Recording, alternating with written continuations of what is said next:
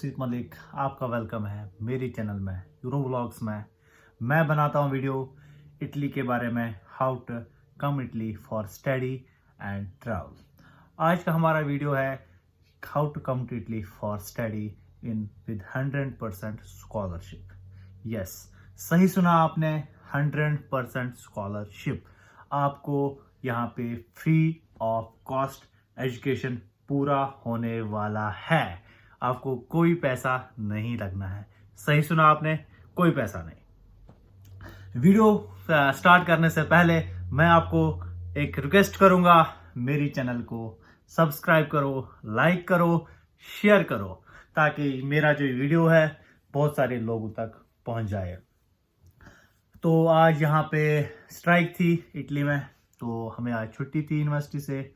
नहीं तो आज फ्राइडे है, फ्राइडे हमारा यूनिवर्सिटी रहती है।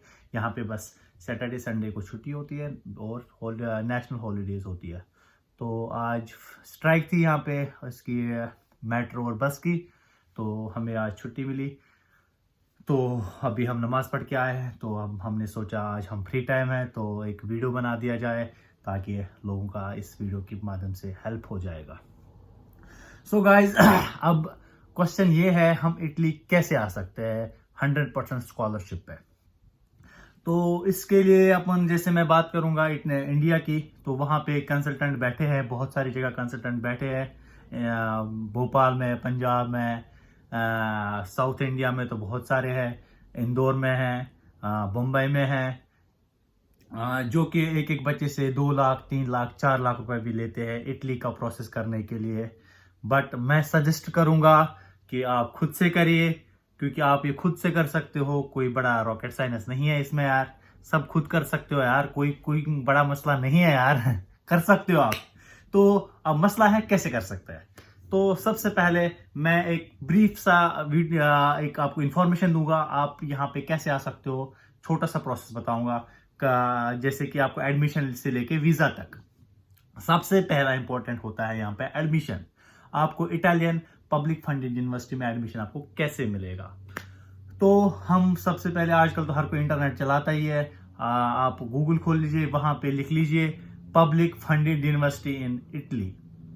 तो पब्लिक फंडेड यूनिवर्सिटी आप जैसे निकालेंगे तो वहां पे उनको शॉर्टलिस्ट कर लीजिए। उनका जो डेट्स होती है, कब उनका एडमिशन खुलता है, कब उनका लास्ट डेट होता है एप्लीकेशन के लिए, तो वो आप पता कर सकते हो नेट से, क्योंकि आजकल के पास हर किसी के पास नेट है, तो आप पता कर सकते हो। तो दूसरी बात आती है, हमें इंग्लिश टॉट प्रोग्राम्स निकालने हैं, क्योंकि यहाँ पे इटालियन में भी होता है, इंग्लिश में भी होता है। तो हमें इंग्लिश टॉट प्रोग्राम्स निकालने हैं फॉर यूजी एंड पीजी। अगर आपको पीएचडी के लिए आना, तो पीएचडी के लिए भी आप आ सकते हो। पीएचडी के लिए यहाँ पे आपको 1000 to 1500 यूरोज पर मंथ आपको एक्सटर्नल एक्सपेंसेस मिल जाते हैं। फॉर बैचलर्स एंड मास्टर्स आपको इटली में 500 to 600 euros per month for external expenses मिल जाते हैं। तो जो कि अगर आप पीएचडी पे जाते हो तो आपको अच्छा खासा अमाउंट मिलता है, मतलब 1500 यूरोज होता है अप्रोक्स इंडियन, 1,30,000, 1,40,000, और 600 यूरोज होते हैं अप्रोक्स 50 से 55,000 रुपए आपको एक्सटर्नली एक्स्ट्रा मिलते हैं for your extra expenses Italian government के थ्रू। बट ये मिल देंगे तब आपको जब आपका पब्लिक फंडेड यूनिवर्सिटी होगी। प्राइवेट यूनिवर्सिटी में आपको ये सब नहीं मिलने वाला है।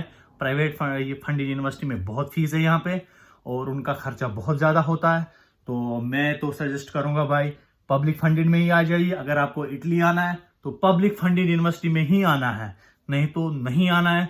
आपको कोई कंसल्टेंट बोलेगा नहीं मैं आपको 100% श्योरिटी दूंगा 100%, तो मत आइए। पब्लिक फंडेड नहीं है तो नहीं आइए, स्कॉलरशिप है तो आइए। तो मैं तो नहीं तो सजेस्ट करूंगा मत आइए, आप कहीं और ट्राई कर सकते हो। तो अब अपन को इस स्कीम का कैसे फायदा उठा सकते हैं, कैसे आ सकते हैं। अगर हम खुद से प्रोसेस करते हैं, अगर हम कंसल्टेंट पे ना जाके खुद से प्रोसेस करते हैं, तो वो 3-4 लाख अपन कैसे बचा सकते हैं। तो जैसे वही मैंने आपको पहले ही बोला, आप वही शॉर्टलिस्ट कर लीजिए, यूनिवर्सिटी लिस्ट आप शॉर्टलिस्ट निकाल दीजिए, जो भी इंग्लिश शॉर्ट प्रोग्राम है, तो उनका डेट्स पता करिए, तो उनको एप्लीकेशन करिए। तो एप्लीकेशन कैसे करना है, एप्लीकेशन के लिए आपको सबसे पहले होता है डॉक्यूमेंटेशन। डॉक्यूमेंट क्या क्या लगेगा आपको एप्लीकेशन करने के लिए। सबसे पहला डॉक्यूमेंट है यहाँ का सीवी। सीवी बहुत ज्यादा इंपॉर्टेंट होने वाला है गाइस, बहुत इंपॉर्टेंट होता है आपको एडमिशन के टाइम पे, क्योंकि आपका पूरा डिस्क्रिप्टिव सीवी होना चाहिए, फुल अच्छे अच्छे फॉर्मेट में होना चाहिए। यहाँ पे यूरोपास सीवी चलता है, यूरोपास फॉर्मेट में होना चाहिए सीवी। यूरोपास क्या है? ये एक फॉर्मेट है, आप नेट पे जाइए, आप उस फॉर्मेट में अपना सीवी बनाइए। ये भी आप फ्री ऑफ कॉस्ट बना सकते हो, उसमें भी आपको कोई पैसा लगने वाला नहीं है, तो आप नेट पे बना सकते हो, वो कोई बड़ा मसला नहीं है। तो जैसे अपने सीवी आपका कंप्लीट हो गया, तो दूसरा डॉक्यूमेंट आता है एसओपी। एसओपी क्या होता है? एसओपी होता है statement of purpose. Statement of purpose में आपको ये दिखाना है भाई आपका पर्पस क्या है यहाँ आने का, आप प्रीवियस एजुकेशन में क्या था आपका, और आपका जो मास्टर्स है बैचलर्स है, तो आप इसमें क्या सीखने वाले हो, इसी कोर्स में क्यों आना चाहते हो आप, और यही यूनिवर्सिटी आपने क्यों चूज करी है, और यही कंट्री आपने क्यों चूज करी है, आपको इससे क्या फायदा मिलने वाला है, और आपको इसके बाद आपको यही सेटल होना है या आपको घर वापस जाना है, तो ये भी आप उसमें आपको मेंशन करना पड़ेगा।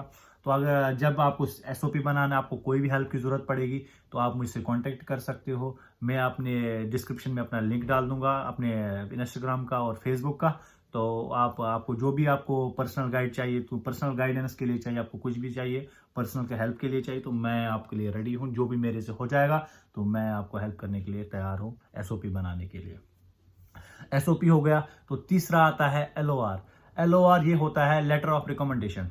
लेटर ऑफ रिकमेंडेशन क्या होता है? आप अपने कॉलेज से या अपने स्कूल से, यहाँ जहाँ पे आप जॉब कर सकते हो, वहां पे भी आप अपने एचओडी से या अपने टीचर से, अपने प्रोफेसर से आप एक रिकमेंडेशन लेटर बनवा दीजिए। उनको ये बोलना है कि भाई मैं फॉरेन जा रहा हूँ, मुझे अब्रॉड स्टडीज के लिए जाना है, तो मुझे आप रिकमेंड कर लीजिए।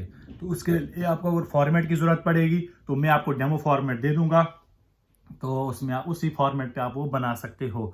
बट एसओपी के लिए आप कोई भी फॉर्मेट कॉपी पेस्ट मत कर लीजिए, आप एसओपी अपना खुद बनाइए, खुद अपने बारे में लिखना है, कोई उसमें भी कोई बड़ा मसला नहीं है, खुद कर सकते हो। वो आपको अपने बारे में ही तो लिखना है यार, वो लिख सकते हो, क्योंकि आपको अपने प्रीवियस एजुकेशन में लिखना है, और आगे का इन फ्यूचर में आपको क्या पढ़ना है, कौन सा सब्जेक्ट पढ़ना है, उससे आपको क्या फायदा मिलने वाला है, क्या वही लिखना है। उसमें आप कॉपी पेस्ट किसी का मत कर लीजिए, क्योंकि नहीं तो फिर आप जब यूनिवर्सिटी देखती है तो भाई एक ही फॉर्मेट देखती है, तो उसमें उनको डाउट हो जाता है। बट लेटर ऑफ रिकमेंडेशन तो ऑलमोस्ट सब प्रोफेसर चाहता है भाई हमारा बच्चा अच्छा हो जाए, फॉरेन में अब्रॉड स्टडीज कर लीजिए, तो letter of recommendation almost same होता है, बट मैं उसके लिए आपको एक फॉर्मेट दे दूंगा। तो तीसरा आता है MOI, मीडियम ऑफ इंस्ट्रक्शन।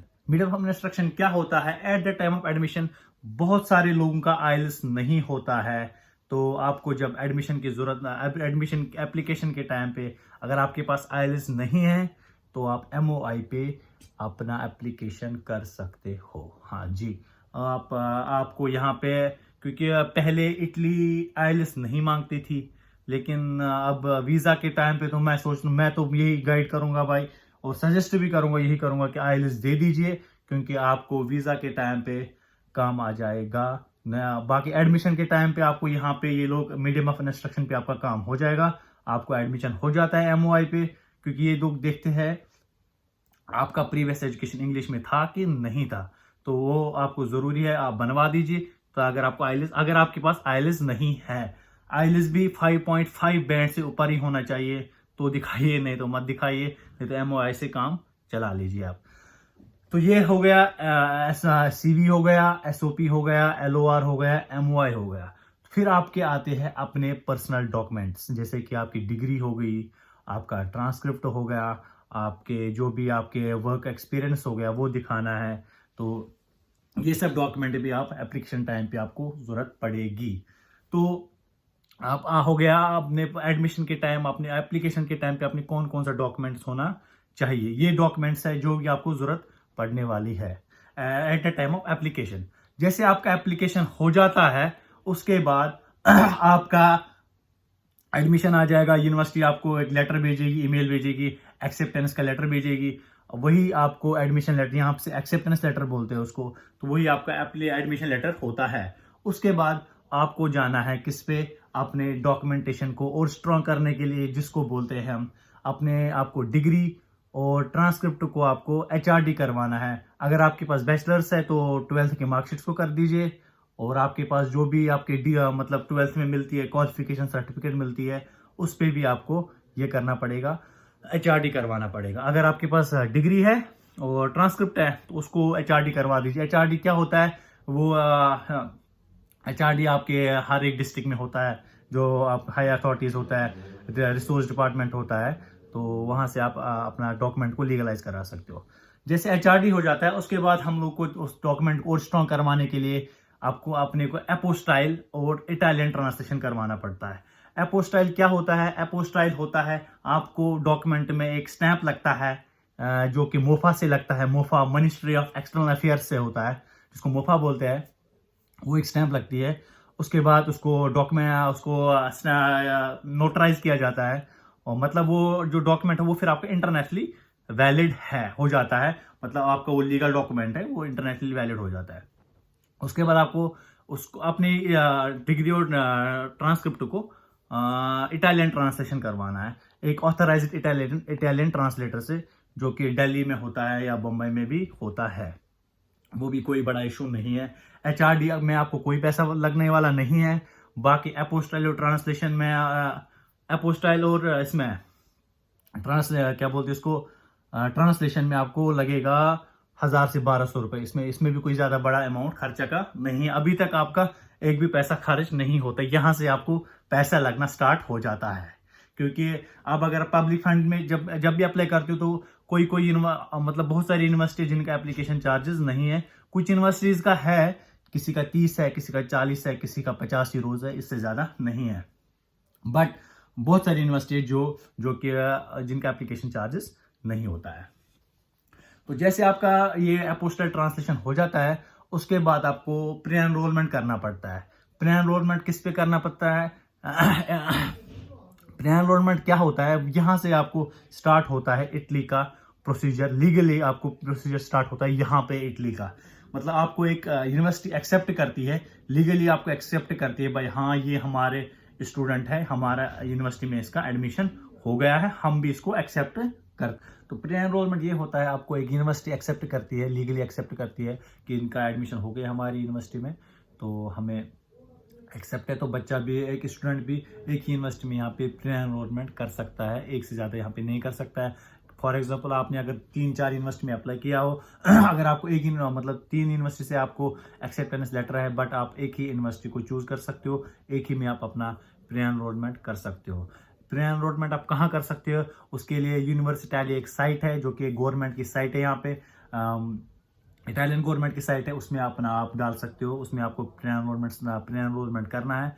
फिर आपको कुछ दिन बाद, कुछ हफ्ते बाद, कोई यूनिवर्सिटी 1 महीना भी लेती है, कोई 2 भी लेती है, कोई यूनिवर्सिटी आपको 2 दिन में भी, कोई 3 दिन में भी आपको समरी भेजती है वापस, मतलब एक्सेप्ट भेजती है, आपको एक्सेप्टेंस भेजती है। हाँ, उसको जिसको प्री एनरोलमेंट समरी बोलते हैं, जो कि पहला डॉक्यूमेंट होता है इटली का। आपके पास प्रूफ होता है कि मैं इस यूनिवर्सिटी में पढ़ता हूँ, मेरा एडमिशन है वहाँ पे। उसके बाद आप अपना ऑनलाइन क्लास भी, जब भी यूनिवर्सिटी के स्टार्ट होते हैं, उसके बाद आप अपना यूनिवर्सिटी का एनरोलमेंट करके, जो कि ऑनलाइन ही होता है तो अपना ऑनलाइन क्लास स्टार्ट कर सकते हो।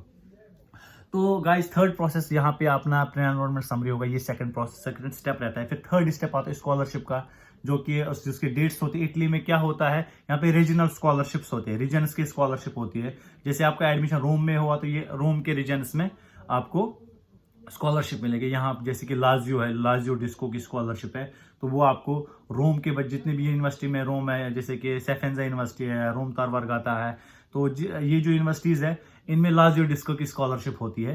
तो स्कॉलरशिप में आपको, उसमें भी डेट होता है, उसके लिए भी मैं एक ब्रीफ वीडियो बनाऊंगा अलग से, तो उसके लिए स्कॉलरशिप के लिए अलग से वीडियो बनाएंगे। तो ये होता है स्कॉलरशिप का प्रोसेस। तो फोर्थ होता है फिर वीज़ा। भाई ये बहुत इंपॉर्टेंट होता है यहाँ का वीज़ा, क्योंकि इवन आप कंसल्टेंट के पास भी जाते हो ना, उससे आप सबसे पहले ये पूछना, भाई अगर हम आपको 3 लाख 4 लाख दे देंगे तो हमारे वीज़ा सक्सेस रेट का क्या चांसेस होता है। वीज़ा का वो आपको 0% गारंटी देगा, कोई गारंटी वो नहीं देगा, क्योंकि अभी तक जो भी प्रोसेस था वो तो फ्री था, उसमें कोई पैसा नहीं लगना था। लेकिन अब होता है प्रोसेस स्टार्ट वीज़ा का। बट वीज़ा मिलना डिफ़िकल्ट नहीं है, कोई टफ प्रोसेस नहीं है यहाँ का, क्योंकि बच्चे आते हैं, इनको वीज़ा देने होते, इतने इनका एक नंबर होता है, उतने बच्चों को इनको वीज़ा देना होता है, बट वीज़ा मिल जाते हैं। मतलब अभी तक ये रूमर्स दिखाते हैं कि वो इटली का वीज़ा नहीं मिलता है, ये बस एक मिथ है, क्योंकि भाई बच्चे तो आते ही है ना, यहाँ पे स्टूडेंट तो आते ही है ना। लेकिन उसके लिए आपको आपको डॉक्यूमेंटेशन होना है, वो स्ट्रांग होना चाहिए, वो आपको अच्छे डॉक्यूमेंट होना चाहिए, लीगल डॉक्यूमेंट हो जाए, कोई फ्रॉड डॉक्यूमेंट नहीं होना चाहिए। आपको सबसे इंपॉर्टेंट होता है उसमें उसके शो मनी स्टेटमेंट, बैंक का स्टेटमेंट। मतलब जैसे अपने इंडिया में 3 काउंसलेट है, दिल्ली काउंसलेट है, मुंबई काउंसलेट है, कलकत्ता काउंसलेट है। उसमें इंडिया में भी रीजन बांटे हैं, जैसे नॉर्थ के लिए दिल्ली, सेंट्रल के लिए मुंबई और साउथ के लिए कलकत्ता है। जैसे उनके उनके अपने अपने रिक्वायरमेंट से ऑलमोस्ट सेम ही होते हैं, जितने भी रिक्वायरमेंट होते हैं सबके काउंसलेट के सेम ही होते हैं, 19-20 का फर्क होता है। मतलब उसके लिए आपको डॉक्यूमेंट की जरूरत पड़ेगी सबसे पहले, उसमें भी आपको सीवी पड़ेगा, प्री एनरोलमेंट समरी जो कि यूनिवर्सिटी से आपको मिली होगी, और आपके जो भी डॉक्यूमेंट लीगलाइज एंड ट्रांसलेट होना चाहिए, प्लस अपोस्टाइल होने चाहिए। आपसे आपको सारे जितने भी डॉक्यूमेंट्स आपके एकेडमिक डॉक्यूमेंट्स हैं, जो भी डिग्री है, ट्रांसक्रिप्ट है, ये आपको लीगलाइज होना चाहिए। अगर आप ग्रेजुएशन के लिए जा रहे हो तो आपको 12th और प्रोविजनल सर्टिफिकेट आपकी लीगलाइज एंड ट्रांसलेट होना चाहिए, ये और अपोस्टाइल होना चाहिए। बैंक का स्टेटमेंट, आप बैंक का स्टेटमेंट दिखाना होता है, अप्रॉक्स 12 से 13 लाख दिखाना होता है, जो कि आपको 6 महीने से आपका अकाउंट में होना चाहिए। मतलब ऐसा नहीं कि आपको 6 महीने से 12 लाख होने चाहिए, उसमें आपको मतलब जैसे कि आपने मतलब आपका अकाउंट ट्रांजैक्ट होना चाहिए, आपका मतलब रनिंग अकाउंट होना चाहिए आपको at the time of appointment, उसमें अप्रॉक्स आपको 12 से 13 लाख होने चाहिए, जिसको शो मनी भी बोलते हैं। वो बहुत ज़रूरी होता है, वो अमाउंट आपको दिखाना पड़ता है। मोस्टली जो बच्चों का वीज़ा रिजेक्शन आता है इसी कारण आता है, क्योंकि उनको वो क्या करते हैं, अपना नकली अपना स्टेटमेंट लगा देते हैं। तो भाई आजकल तो सब ऑनलाइन होता है, तो वो चेक करते हैं, वो बैंक इवन वो बैंक में जहाँ जो आपका ब्रांच होता है वहाँ पे भी कॉल करते हैं इस अकाउंट में पैसा है कि नहीं है। अगर उनको वहाँ से ग्रीन सिग्नल मिलता है तो आपको वीज़ा उस पर आपको वो रिजेक्ट नहीं कर सकते हैं। तो फिर उसके बाद आता है आपका प्रूफ ऑफ, जैसे कि प्रूफ ऑफ मतलब आपका प्रूफ कैसे आया, अमाउंट कैसे आया, प्रूफ ऑफ बिजनेस जिसको बोलते हैं, प्रूफ भी आपको देना पड़ेगा। अगर आप गवर्नमेंट एम्प्लॉय है तो फिर आपको कोई इशू ही नहीं है, आपको सैलरी स्लिप दिखानी है, बस आपका हो गया। अगर आपका बिजनेस है तो आपका बिजनेस का प्रूफ दिखाना है। आप मतलब कुछ और काम करते हो, अपना पर्सनल बिजनेस है, उसका भी आप दिखा सकते हो। आप मतलब आपको प्रूफ दिखाना पड़ेगा ये अमाउंट आया कहाँ से। तो उसके बाद दिखाना पड़ता है आईटीआर इनकम टैक्स रिटर्न। भाई इटली में यहाँ पे टैक्स बहुत जरूरी होता है, ये देखते हैं ये टैक्स पेयर है कि नहीं। अगर आप स्टूडेंट भी हो, आप अगर कुछ भी अर्न करते हैं पार्ट टाइम में भी, तो आपको यहाँ पे टैक्स पे करना पड़ेगा, क्योंकि जब भी इटली आने से पहले आपको एक कोड जनरेट होता है जिसको फिजिकली कोड बोलते हैं, जिसको टैक्स कोड भी बोलते हैं। आपको टैक्स कोड मतलब यहाँ पे टैक्स मतलब ये टैक्स भरते ही भरते हैं। उसके भी कुछ फायदे हैं टैक्स भरने, क्योंकि आपका एजुकेशन फ्री होता है, हेल्थ फ्री होता है, सब कुछ आपको यहाँ पे फ्री ही मिल जाता है। इसलिए यहाँ पे टैक्स को बहुत ही इंपॉर्टेंस देते हैं। तो ये भी देखते हैं कि ये अपनी कंट्री में टैक्स पेयर था कि नहीं था। तो उसके बाद आप आपको फ्लाइट की टिकट वो आप डमी दिखा सकते हो, वो क्योंकि वो भी फ्री हो जाती है। 1 मंथ की आपको बुकिंग दिखानी पड़ेगी आपको यहाँ पे। और उसके बाद इंश्योरेंस दिखाना पड़ेगा, 6 महीने का आपको हेल्थ इंश्योरेंस दिखाना पड़ेगा। ये एक डॉक्यूमेंटल लिस्ट होता है, ये आपको फुलफिल करना है तो आपको 100% वीज़ा मिलेगा, कोई दिक्कत नहीं है। अगर आप डॉक्यूमेंट लीगली दिखा रहे हो, आपको वीज़ा मिलना जरूर मतलब 100% है, क्योंकि उसके बिना मतलब। और सबसे बड़ी बात आप इटली में ये है, अगर आप इन केस आपको रिजेक्ट होता है तो आप with in 10 days, with in 15 days आप रीअप्लाई कर सकते हो। तो ये कोई बड़ा इशू नहीं है। बट मैं ये सजेस्ट करूंगा कि आप अपने जितने भी डॉक्यूमेंट दिखाइए वो लीगल होने चाहिए। तो उसके बाद आपको 10 से 20 दिन या 15-25 दिन भी लेती है किसी प्रोसेस में। जैसे मेरे प्रोसेस में ही एम्बेसी ने 10 दिन में मेरा वीज़ा आ गया था। मेरा बम्बई काउंसलेट था, क्योंकि मैं भोपाल में मैंने पढ़ाई करी है, फिर मैंने भोपाल में जॉब भी की है, तो मेरा बम्बई काउंसलेट से वीज़ा आया था, विद इन 10 डेज ही आया था मेरा वीज़ा। तो गाइज ये था प्रोसेस, इटली कैसे आ जाए, एप्लीकेशन से लेके वीज़ा तक। ये छोटा सा ब्रीफ सा प्रोसेस बता दिया मैंने। डॉक्यूमेंट क्या चाहिए, आपको कैसे आ सकते हो। इस प्रोसेस में आपको ज़्यादा से ज़्यादा खर्चा कितना आता है, 10 से 15 हज़ार रुपये। इसी चीज़ का कंसल्टेंट आपसे लेता है 3 लाख 4 लाख, इवन कहीं कहीं 5 लाख भी लेता है। और वीज़ा की आपको वो कोई गारंटी नहीं देगा, बट आपको बोलेगा 100% स्कॉलरशिप, 100% एडमिशन मैं दिला दूंगा। वो तो कोई प्रोसेस ही नहीं, वो तो कोई मसला ही नहीं है यहाँ पे, वो तो आप खुद कर सकते हो। आप 2-3 यूनिवर्सिटी में अप्लाई कर लीजिए, आपको अब एक ना एक में आपको मिलना ही एडमिशन, कोई ना कोई आपको दे ही देगी पब्लिक फंड यूनिवर्सिटी। क्योंकि इटली के यहाँ पे ऑलमोस्ट जितने भी स्टूडेंट हैं बाहर से ही आते हैं। इटालियन तो बहुत कम ही, मतलब अगर वो जाते हैं तो वो तो या तो प्राइवेट में जाएंगे, तो गवर्नमेंट क्या थोड़ा बहुत उसके एजुकेशन सिस्टम थोड़ा सा मतलब टफ होता है, एग्जाम होता है, उसमें आपको रेगुलर जाना पड़ेगा कॉलेज, तो ये सब होता है। तो मेनली यहाँ के बच्चे जितने पब्लिक फंड है तो बाहर के ही बच्चे हैं, तो ये कोई बड़ा मसला नहीं है। तो आप कर सकते हो गाइस, किसी कंसल्टेंट को पैसा मत दीजिए, आप खुद से कर लीजिए। तो अगर आपको कुछ भी आपको डॉक्यूमेंट की आपकी जरूरत पड़ेगी, कहीं भी आपको कोई भी आपको सपोर्ट की जरूरत पड़ेगी, तो मेरा लिंक इंस्टाग्राम और फेसबुक का लिंक मैं डिस्क्रिप्शन में दे दूंगा, उसमें आप मुझे पूछ सकते हो, आप मुझे कांटेक्ट कर सकते हो, कोई दिक्कत नहीं है। सो गाइस, चलो मिलते हैं। आज हमारी छुट्टी थी, तो मैंने सोचा मैं ये वीडियो बना देता हूँ ताकि आप लोगों का भी हेल्प हो जाए। आप भी अपना जो ड्रीम होगा, अपना एम होगा अब्रॉड स्टडीज़ का, विद 100% स्कॉलरशिप, आप भी आ जाइए, यहाँ पे पढ़ाई करिए, अपने कैरियर को ग्रो अप करिए, माँ बाप का नाम रोशन करिए और अपना भी कैरियर ग्रो अप करिए। क्योंकि यहाँ पे इटली बहुत अच्छी है, एजुकेशन सिस्टम अच्छा है, यहाँ पे इंग्लिश टॉट प्रोग्राम्स हैं, तो अच्छा है, बढ़िया है भाई, अपना कैरियर ग्रो अप कर सकते हैं। So guys, stay tuned with Tauseef Malik and subscribe my channel Euro vlogs. मैं यही बोलूंगा भाई, सब्सक्राइब करो, लाइक करो, शेयर करो मेरे चैनल को। ओके बाय, टेक केयर, मिलते हैं अगले वीडियोस में।